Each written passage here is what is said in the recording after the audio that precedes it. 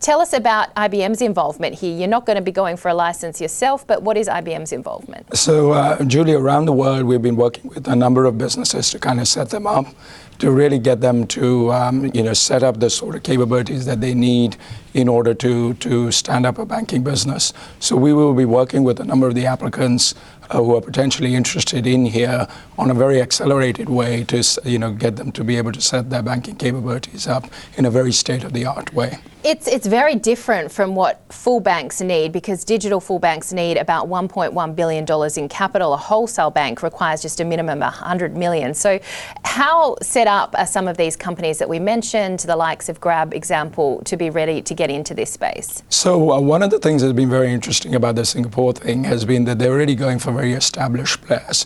If you contrast it, for instance, against what the Bank of England has done in the UK, they've actually opened this up to challenger banks, and they've really made the playing field not quite even, right? They've really encouraged people to come in, and they've been quite happy for smaller players coming into play. I think what Singapore is doing is they want a really well-established player to come into being.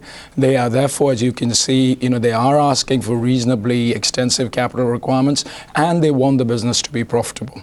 So what they're actually looking for is a challenger bank that will come into the Singapore marketplace, but is going to be really well funded. And I think that's going to make life very much more challenging for the established incumbents within Singapore, because you're not going to have a fintech here that's kind of struggling to compete with them. You're going to have a very, very well-established player. So if you look at somebody like Grab, who clearly is backed by a number of very big investors like SoftBank, they're going to be able to, I think, compete very effectively with the established incumbents. Maybank clearly is a very established player already in this place. Yeah. So I think it's going to be quite different from what we've seen in some other parts of the world. How worried do you think the traditional lenders are? I spoke to the DBS CEO, Piyush Gupta, earlier this year, and as you know, they're kind of in that space already. I assume they're kind of ahead of the curve of some of these players that are not in, but it is going to disrupt the industry. I think they're very worried, right? Because, certainly in the conversations I've had with Piyush Gupta, one of the things he's been talking about is the thing that keeps him and other CEOs awake are the,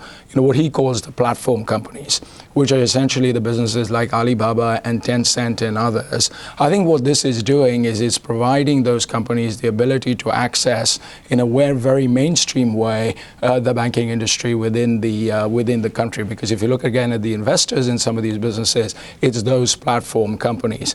And I think the reason why the incumbents are very worried is that those platform companies are providing needs that you and I have that are not just banking. They provide a wide set of needs that we need to satisfy, and then the banking aspects of it are a very seamless capability. They provide extreme customer convenience. Now again, when I contrast the Singapore banks compared to, say, the banks in the UK, they made a lot of progress in that convenience, but I think they're still a long way away from what some of these other players are doing. So I think they will be very, very worried. I think the other aspect as well, Julia, is the underserved market, which is another key requirement or another key objective of the Singapore government. If you look at the SME business, I think the average small business will turn around and say to you that the banks are not really satisfying their requirements, right? Similarly, if you look at the mass affluent, they're saying we don't really get a lot of very good financial advice, or it's very, very expensive. Yeah. I think those are marketplaces that these people would go after. Hi, Richie.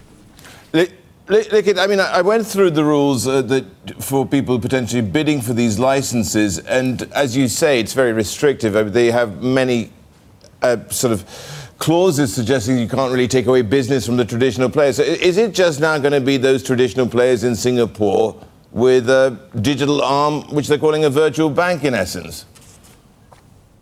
That could be. I think if that's what happens, then I think the Singapore government will be disappointed, right? Because I don't think that is what they're seeking to do.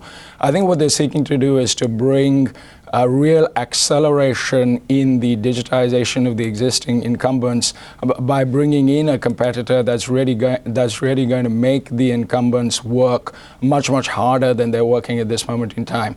And I think really there are four outcomes they're looking for, right? They're looking for, as I said earlier on, extreme convenience.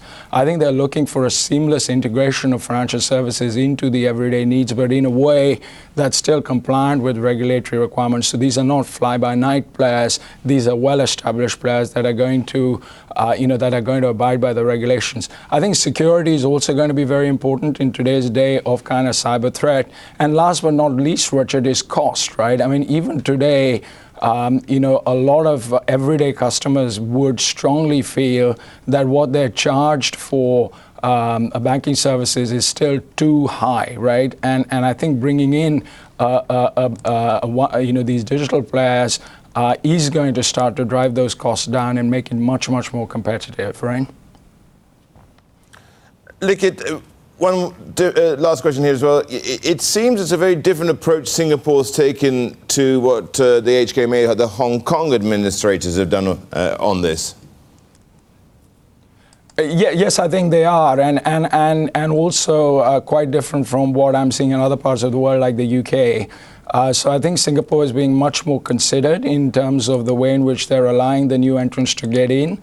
I think they are being quite careful in terms of making sure that the player that comes in is going to be properly capitalized and is going to have the funding that's necessary. And I think that's really very good, right? Because if you look at the lessons from other parts of the world, what I think we have seen is a number of the fintechs that have come in, the challenger banks that have come in, they're finding it very difficult to get access to funds. And therefore, once they get to a particular level of business, they're not able to scale up any further because they just don't have the capital in order to kind of go forward. Whereas I think Singapore is taking the line that they want somebody to be well funded. I can certainly see this as a way where you're going to have partnerships. So you're either going to have the Alibabas of this world or the SoftBanks of this world supporting players like Grab that want to get into this business. And you may also see some of the international banks using this as a way to get in, right? So if you look at in Australia, for instance, the bank that's taking the biggest amounts of market share away from the big four as a kind of fallout from the Royal Commission, it's actually ING, right? So I'd be quite interested in seeing whether some of those international banks, find this as a way to get into the Singapore marketplace. Yeah.